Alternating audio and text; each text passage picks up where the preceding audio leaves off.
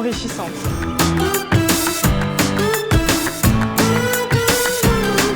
Galvanisant.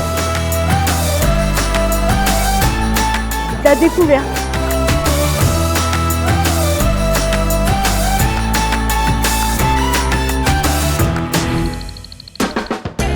Moi, ce que je note, c'est que cette année, on a pas mal de défis plutôt orientés techniques. On revient un peu aux fondamentaux, à la technique.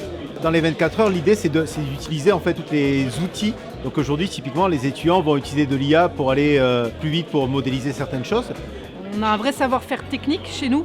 Donc ça permet vraiment à des étudiants de se challenger sur des sujets très techniques et puis encore une fois de renvoyer une image très positive de Roxel auprès des jeunes. Pouvoir se confronter à des multiples cultures, multiples façons de penser. Ce qui fait qu'aujourd'hui, on met des étudiants avec des entreprises pour faire émerger des choses que l'IA ne pourrait pas générer seule. Par contre, que l'IA soit un outil parmi d'autres, oui, c'est toujours intéressant d'utiliser ce genre d'outils si nécessaire. Mais là, ce que je trouve intéressant, c'est surtout l'ambiance qu'on a ici aux 24 heures de l'innovation, où on peut avoir que ce soit les imprimantes 3D, ou même le fait que tout le monde reste éveillé. Et c'est vrai que là, soit on arrive à minuit, et je m'attendais à ce qu'il y ait quand même plus de fatigue, mais c'est pas du tout le cas, donc ça c'est très sympa.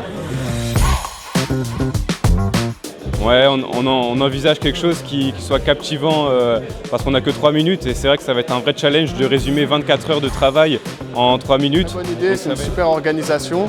Le fait de se rencontrer avec plusieurs écoles, de discuter avec des écoles d'ingénieurs et d'être en relation avec des professionnels, c'est vraiment enrichissant de parler avec eux et d'avoir un projet avec eux. Je pense qu'ils se donnent tous bien à fond et que c'est souvent difficile à départager, mais que c'est des bons moments. En fait. Ajouter des fois de temps en temps des idées, mais voilà, je trouve que c'est ça qui est important, qu'il y ait un leader qui lance les idées, qui nous fasse démarrer. Mais moi, c'est souvent dans la nuit où on voit sortir ce genre de personnalité un peu hors norme.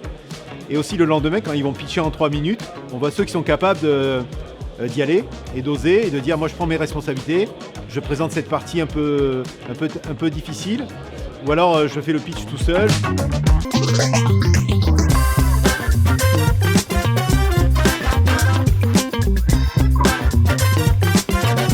On peut rencontrer les différentes entreprises et donc connaître plus leur travail et aussi pour des CV et des possibles stages et alternances.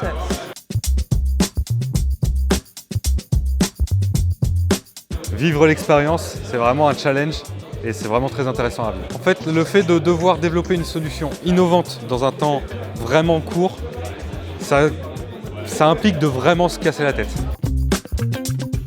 On est là pour faire des prototypes, mais il y a beaucoup de monde, il y a beaucoup de demandes, donc on doit gérer ces demandes. Et pour qu'on puisse satisfaire tout le monde, il faut qu'on réduise les temps de fabrication des impressions 3D ou des découpes laser.